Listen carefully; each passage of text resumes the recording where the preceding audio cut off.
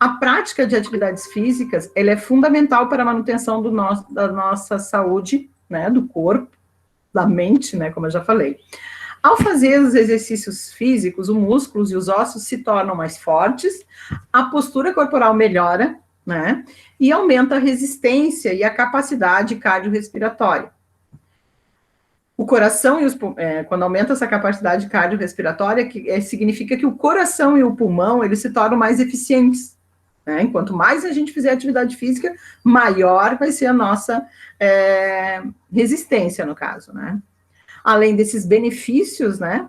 A atividade física também traz sensação de bem-estar, que foi aquilo que eu falei para vocês ali, né? Faz bem a nossa mente, né? Então, é o bem-estar geral, por isso que é importante aí as atividades físicas que o professor de atividade física está mandando para vocês, né? Eu vejo que toda quinta ou sexta, não sei, não tenho certeza se vocês é quinta ou sexta, fazerem atividade, né? Fazerem as atividades que ele está mandando, né? Opa, é que eu achei que tinha pedido alguém para entrar ali. Então, façam, né? É bom fazer atividade física. A atividade física em si não leva a quantidade de miócitos, né? Não eleva, não aumenta o número de miócitos. Quem são os miócitos? São as células do tecido muscular. Ó.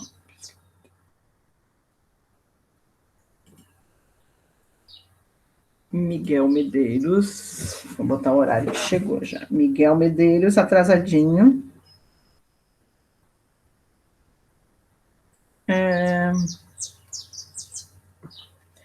João Pedro Jutel, bom dia. O Medeiros entrou 8h42.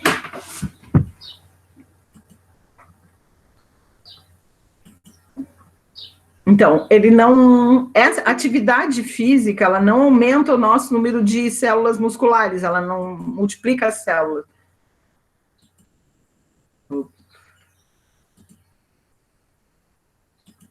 Nicole, atrasada, 7h42. 8h42, né? Nicole, 8h42. Tá, olha o horário. Já estava explicando a matéria. Vocês ficam atrapalhando quando acontece isso, quando chegam fora do horário.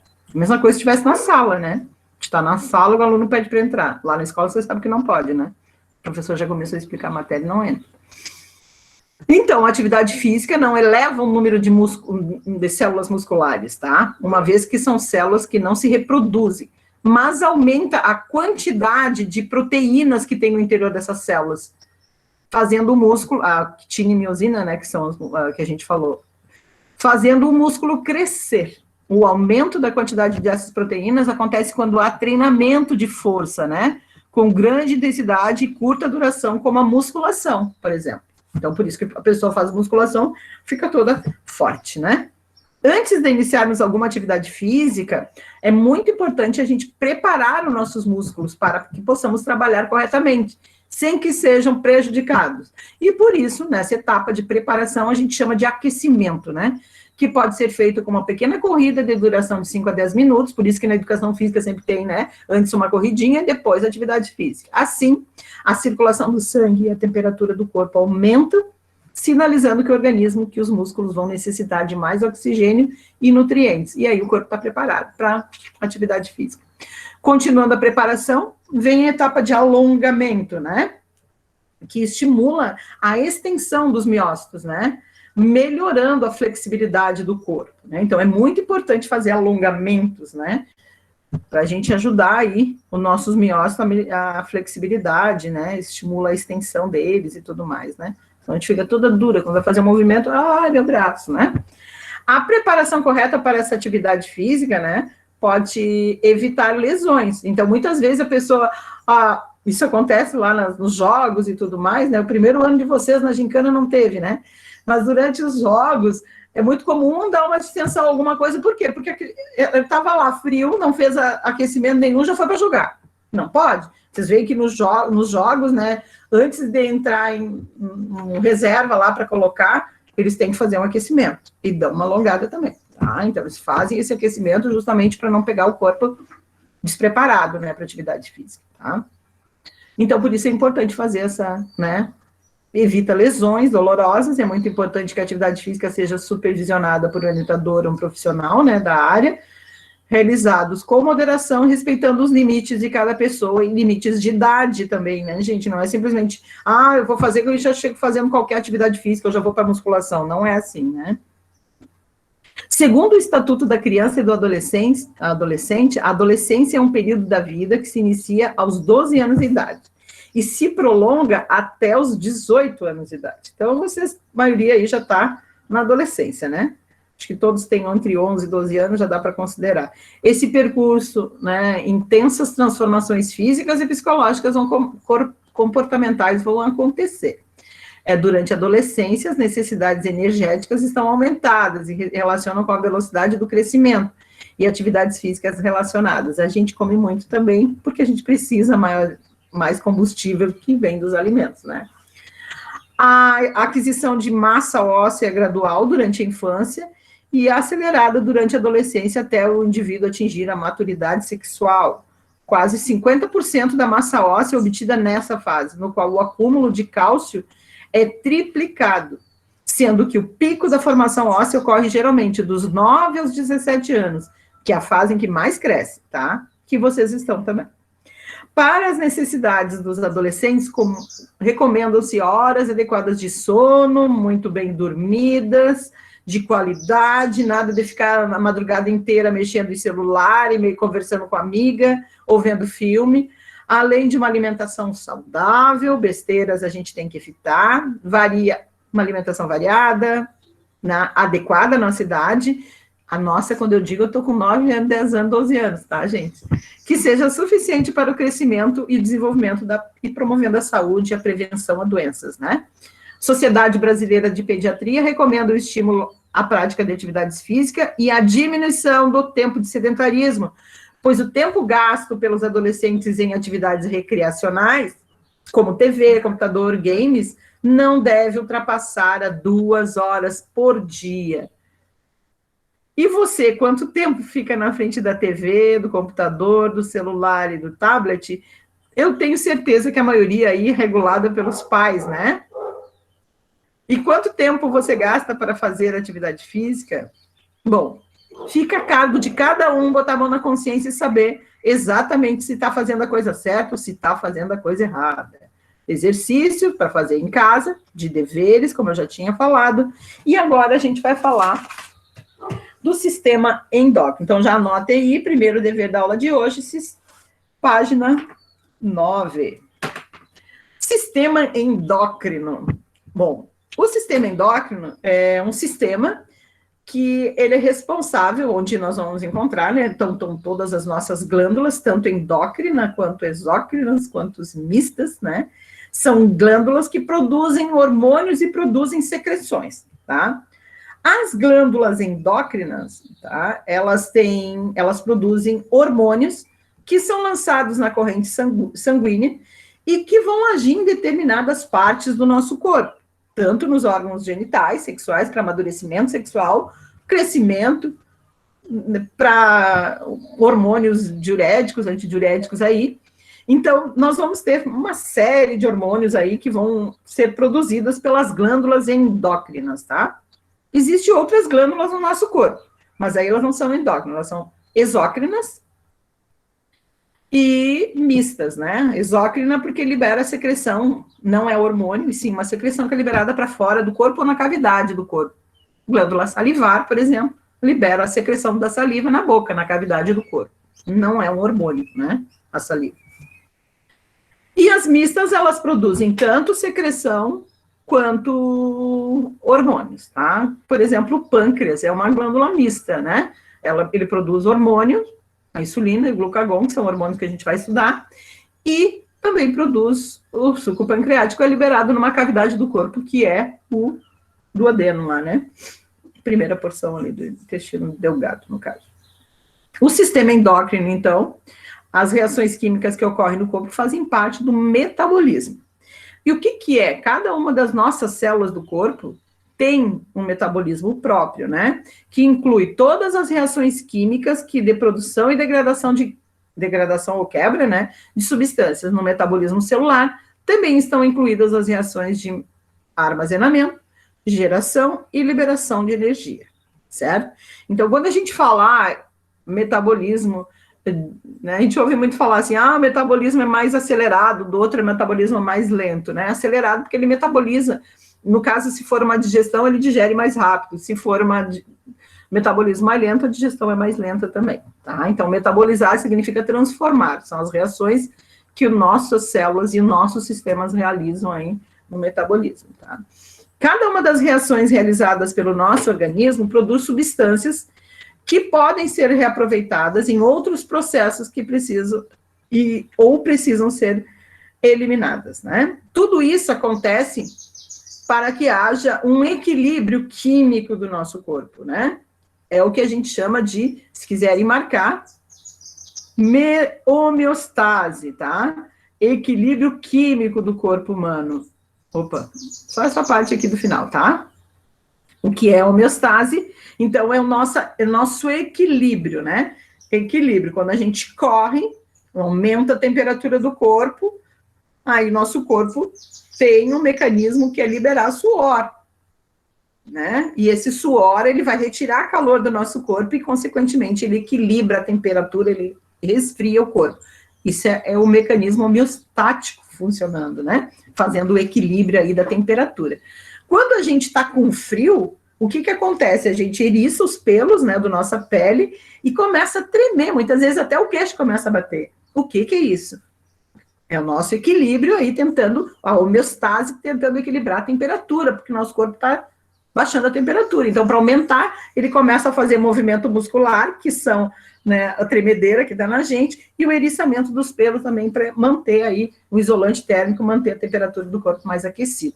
Então, são mecanismos do corpo. A gente sente sede, é um mecanismo homeostático funcionando porque está faltando água no nosso corpo, né?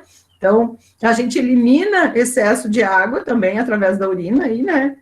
Porque é o mecanismo homeostático funcionando, é a homeostase. Então, a homeostase é o equilíbrio químico, tá?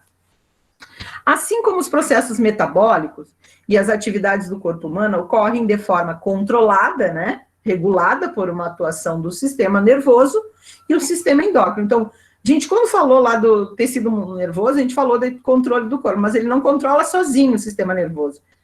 Para controlar, ele vai controlar junto com o sistema endócrino. Qualquer dúvida, pergunte. O sistema endócrino é formado por glândulas endócrinas, responsáveis por produzir hormônios, que são substâncias químicas liberadas. Já marquem aí o que são hormônios, ó. Tá, o sistema endócrino, né? Ele vai formado por substâncias químicas. Aqui. Químicas liberadas e transportadas pelo sangue que atuam em diferentes partes do corpo, tá? Então, o hormônio, ele pode ser produzido numa glândula que fica localizada no pescoço, uma tireoide que a gente vai falar, mas ela não atua ali no pescoço, ela vai atuar em outras partes, porque ela vai pelo sangue, tá? O corpo humano produz diferentes hormônios. Cada um deles tem uma função específica e só age sobre determinada célula, que são as chamadas células-alvo, tá? Ele é produzido e ele vai lá naquela célula-alvo. Observe aqui os esquemas, né? E nós temos as principais glândulas, claro que tem mais, que vocês vão estudar lá. São as principais glândulas do nosso corpo. A hipófise, que fica nessa região aqui, abaixo, aqui na base do cérebro, secreta um hormônio que age sobre as outras glândulas.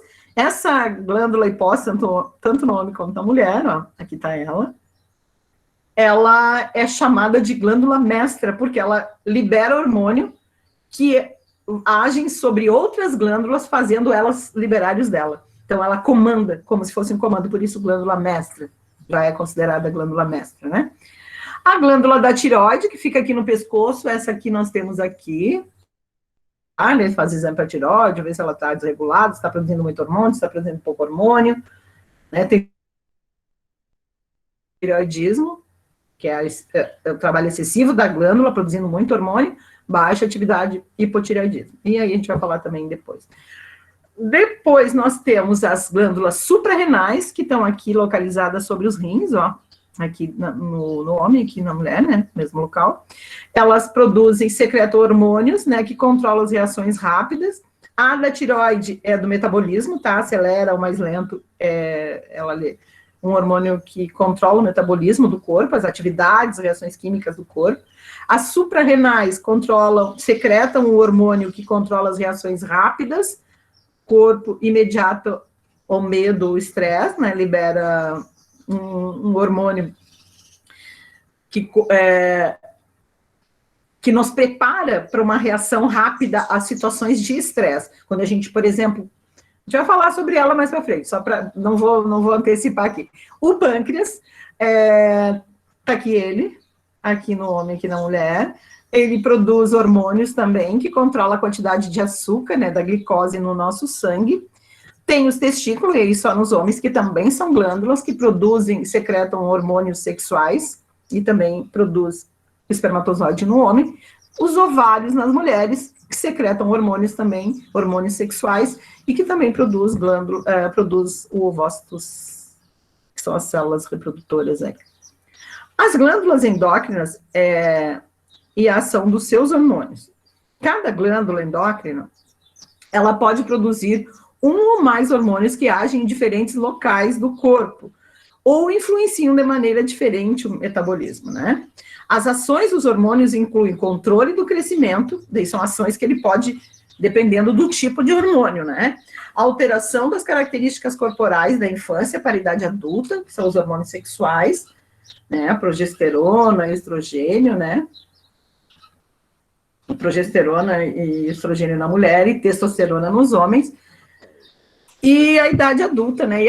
E pode controlar também glicose no sangue. Então, são uma das ações aqui que ele pode fazer, né? Os hormônios. Os hormônios também podem ser produzidos em resposta aos estímulos do ambiente, como, por exemplo, podemos citar o que sentimos quando praticamos algum esporte radical, né? Se jogar lá desses esportes radicais aí que tem pessoas que fazem, né? Ou levamos um susto, no nosso corpo libera o hormônio específico para ficarmos alerta. Quando a gente está com medo, a gente libera um hormônio, né, do susto, do medo, do estresse, né? As glândulas a gente já vai falar sobre cada uma dessas glândulas que produzem esses hormônios, tá? Elas não agem sozinhas, pois existe uma relação direta entre elas e o sistema nervoso. Um exemplo disso é o hipotálamo, que é uma glândula, né, localizada no interior do cérebro. Ele possibilita, por exemplo, que os hormônios sejam liberados quando há estímulos ambientais, detectados pelos órgãos dos sentidos, como quando levamos um susto, por exemplo, que eu já falei. Além disso, o hipotálamo coordena a atividade de outra glândula, a hipófise, que regula a produção dos hormônios por outras glândulas. Lembra que eu falei para vocês que a hipófise era a glândula mestra? Então, dentro do cérebro existe uma outra chamada hipotálamo, que libera hormônios, que vai agir sobre ela, fazendo ela liberar os seus hormônios para agir sobre as outras glândulas. É bem complexo mesmo. A hipófise. Então, vamos falar sobre a hipófise, que eu já falei, que é a glândula mestra, né? A hipófise, lá onde ela tá aqui, assim, é essa glândula, tá?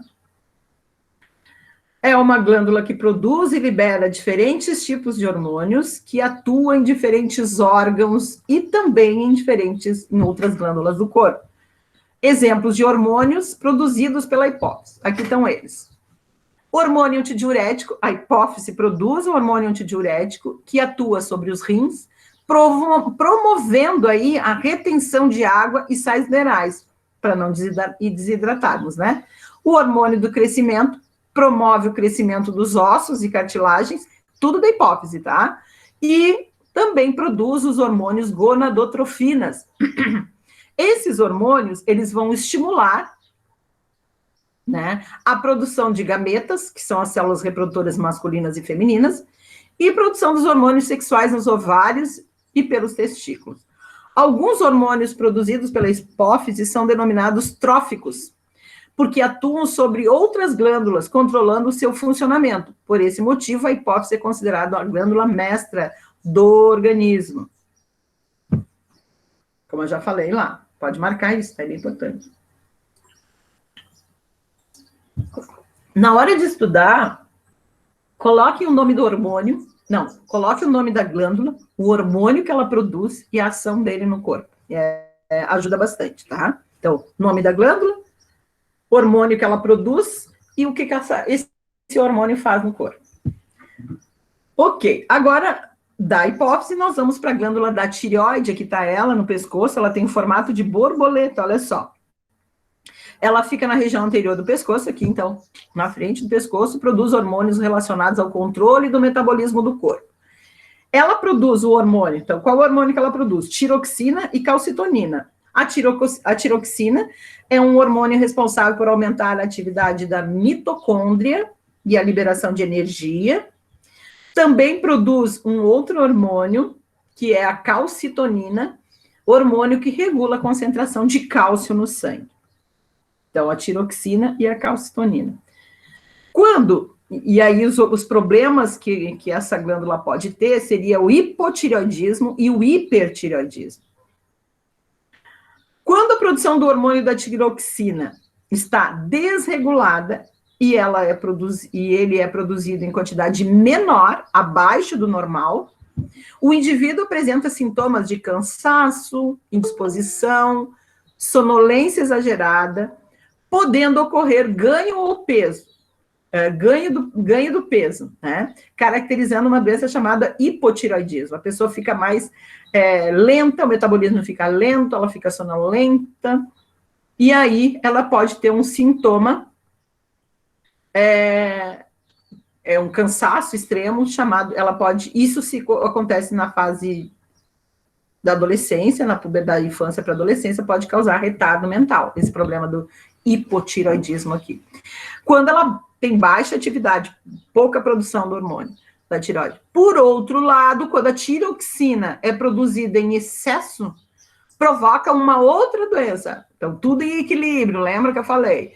Quando ela produz muito hormônio tiroxina, ela provoca o hipertireoidismo. Ao contrário do outro, essa aqui apresenta um quadro de sintomas como perda de peso, o outro engorda. Aí, o hipo, né? A hiperatividade, a pessoa fica mais acelerada para as atividades do dia a dia, o coração bate mais rápido, entre outras manifestações, tá?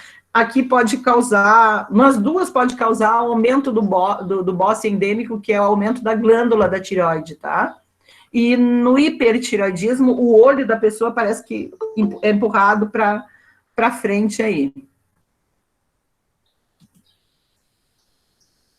Pedro Henrique.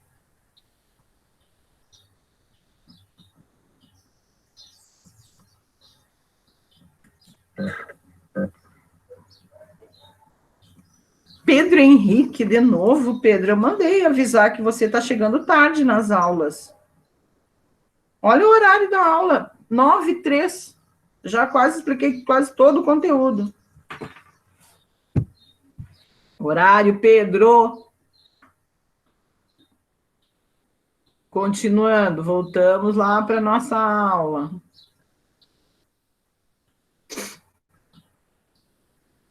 E sem contar que atrapalha, né, chegar tarde.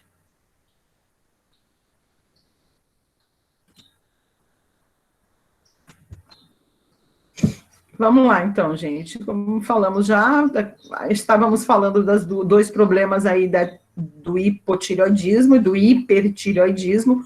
Hipo, pouca atividade da glândula, pouca produção da tiroxina, a pessoa tem sonolência exagerada, cansaço extremo, podendo ganhar peso, e se isso ocorre na adolescência, na final da infância e início da adolescência, pode causar retardo mental, causar isso.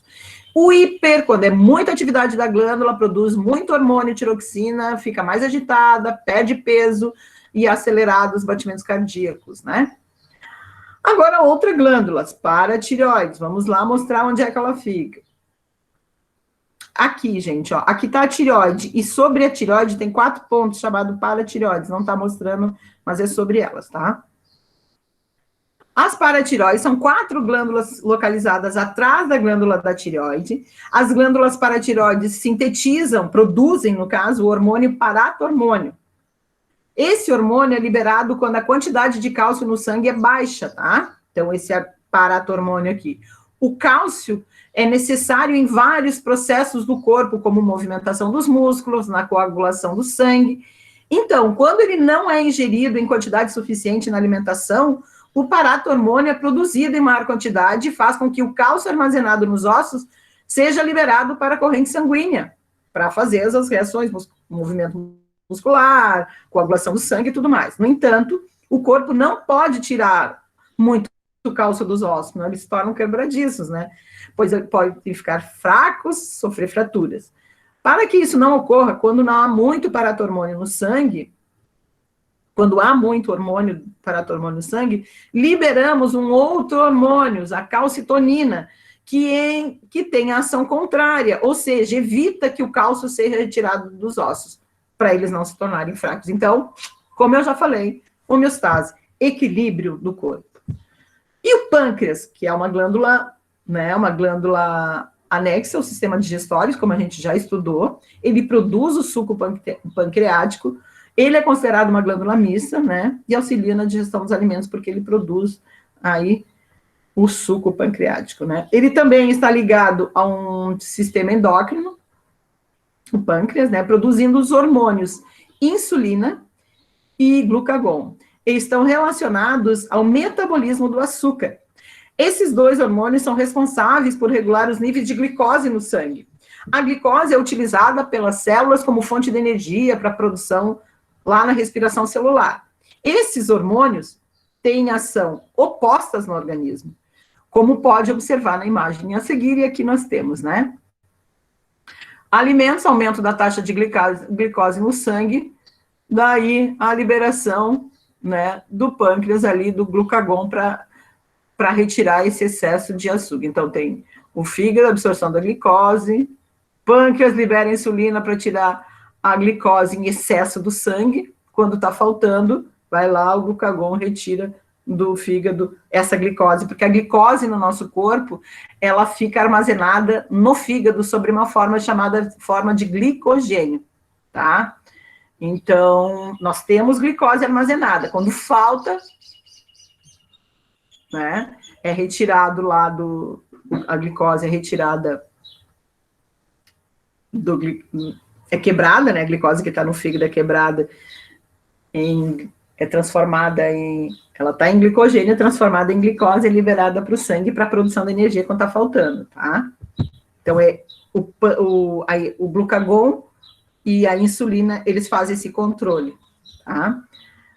Alterações na síntese, isto é, na produção de insulina, provocam uma doença chamada diabetes mellitus, ou diabetes tipo 1, na qual a pessoa apresenta elevada concentração de glicose no sangue, pela pouca, então ela apresenta elevada concentração, muito açúcar no sangue, e não tem insulina suficiente para diminuir essa quantidade, e aí ela tem essa doença chamada diabetes mellitus. Sintomas da diabetes incluem a eliminação de açúcar pela urina, e que aí a gente pode perceber que a pessoa tem, aí um dos exames, né, aumento da volume urinário, sede excessiva, dificuldade de cicatrização e, com o passar do tempo, alterações visuais também. O tratamento inclui injeções diárias de insulina, né, as pessoas têm que tomar todos os dias aí. O diabetes mellitus tipo 2 também ocorre aumento da concentração de glicose no sangue, entretanto, isso não está diretamente relacionado à produção de insulina, mas ao seu reconhecimento pelo organismo que tem dificuldade de absorver a glicose no sangue. Esse tipo de diabetes geralmente está associado à alimentação, obesidade, tabagismo, estresse, sobrepeso, falta de atividades físicas, etc. Essa é a diabetes tipo 2. A adoção de hábitos saudáveis pode auxiliar no tratamento e não precisar, né, usar hormônio ali, no caso, né? Opa. Aqui. E as glândulas suprarrenais. As glândulas suprarrenais, vou lá mostrar onde ela está, suprarrenais, vamos ver, está aqui, ó. Aqui sobre os rins, parece uma espécie de capuz sobre os dois rins, tá? Essas glândulas recebem esse nome por estarem localizadas acima dos rins, suprarrenais. Elas produzem aldosterona, hormônio que atua nos rins, equilibrando a quantidade de água, de sais minerais, que é liberada na urina ou que se mantém no organismo, né? Nas suprarrenais também é produzido um outro hormônio chamado de adrenalina ou epinefrina, que acelera os batimentos cardíacos, os movimentos respiratórios e a liberação de glicose. Ele libera a glicose para ter mais energia, né, na corrente sanguínea, deixando o corpo em estado de alerta. Por esse motivo, a adrenalina sempre é lançada no sangue em situações em que envolve raiva, susto ou forte emoção. Lembra que eu falei lá que do estresse, do hormônio, é esse, adrenalina, tá? Então, por isso que a gente fala em esportes radicais, né? Adrenalina, esporte radical é pura adrenalina. O que é adrenalina? Nada mais, nada menos que um hormônio produzido pelas suprarrenais. E esse hormônio, ele acelera os batimentos cardíacos. A pessoa tem aquele, né? Quando leva um susto, o seu coração não bate mais forte. Tudo isso tem a respiração, fica mais, né? Os movimentos respiratórios mais fortes, a liberação de glicose fica mais. Tem gente em situação de estresse, de adrenalina, num acidente, alguma coisa, ou teve que fugir de um cachorro, por exemplo. Tem coisas que ele conta, ele diz, não sei nem como é que eu consegui escalar esse muro tão alto, que não conseguiria. Por quê? Porque a adrenalina, esse hormônio, ele dá esse gás a mais, ele faz a pessoa ficar mais forte, tá? Para situações de perigo, ele fica mais ágil, a visão fica melhor, a movimentação, ele fica mais sensível a tudo isso, tá? Ó, saiba mais, o que provoca o susto no corpo? Aí, aqui tá a pessoa, uma menininha, um bichinho, e ele tem medo de aranha, né? A aranha pode ser bem perigosa, sim. Quando tomamos o susto, as nossas reações são controladas pelo cérebro, que regula o cérebro, no caso, ele regula as nossas emoções, né? Os reflexos que temos logo após a surpresa, né? O que está nos assustando, servem para que a gente enfrente e fuja da ameaça. Depois, para nos ajudar a reagir ao susto, as glândulas suprarrenais liberam adrenalina na corrente sanguínea. Hormônio que atua como função, né, tem como função preparar o organismo para essa situação mesmo, do perigo. Aí ocorre, às vezes, tremedeira do corpo, né? Nosso corpo treme após o susto como resultado de contração muscular das pernas e braços. Eles ajudam a transformar a energia e ao consumir o excesso de adrenalina. Olhos arregalados, para enxergar melhor, né? Ao mesmo tempo em que faz o coração disparar, a adrenalina causa dilatação das pupilas. E assim, mais luz entra nos olhos e conseguimos enxergar melhor também. Então, tudo isso é para a situação de estado. A descarga de adrenalina provoca a aceleração dos batimentos cardíacos, né, do coração, e a elevação da pressão arterial, aumento do fluxo sanguíneo nos músculos, deixando-os mais aptos para enfrentar a situação, para pular o muro, aquele exemplo que eu falei. E no caso, o que acontece, né, no corpo? A pessoa fica pálida, né? O sangue é direcionado para os músculos e para os órgãos vitais, como coração e cérebro. Outras áreas do corpo ficam com a irrigação sanguínea reduzida. A pele do rosto, por exemplo, que um pouco sangue fica pálido, né? Ela fica com pouco sangue. Então, são as reações de estresse, as situações de estresse, né? E as gônadas?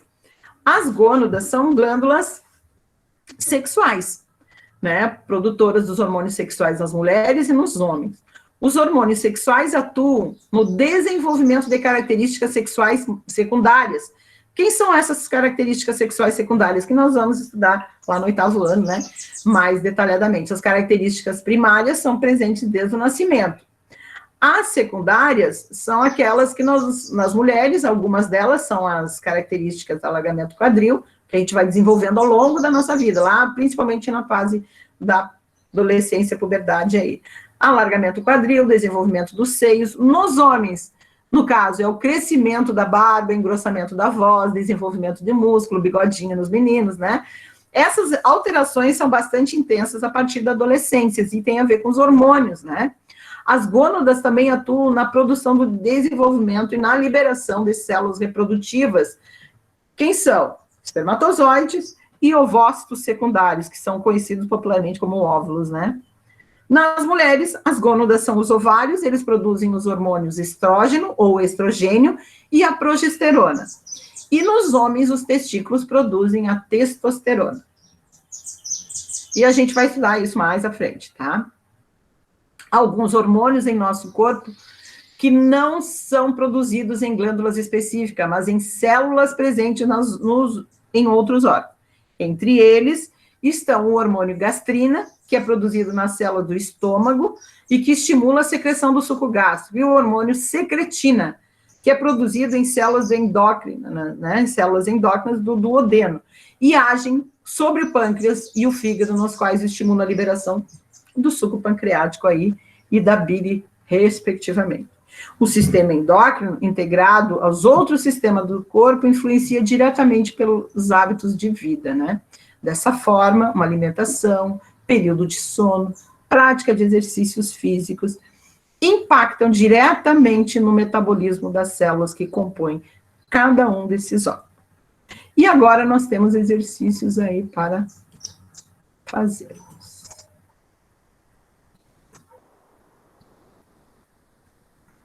Aqui.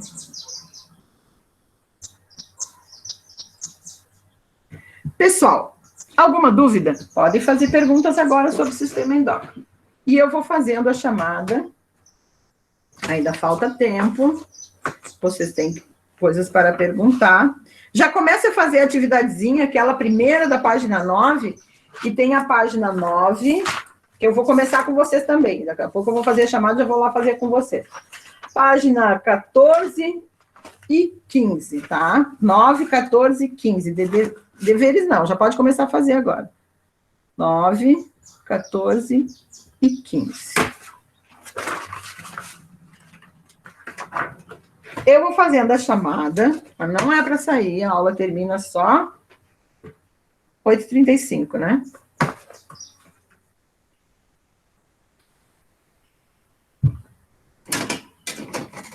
Vamos lá. Faltas. Tudo certo?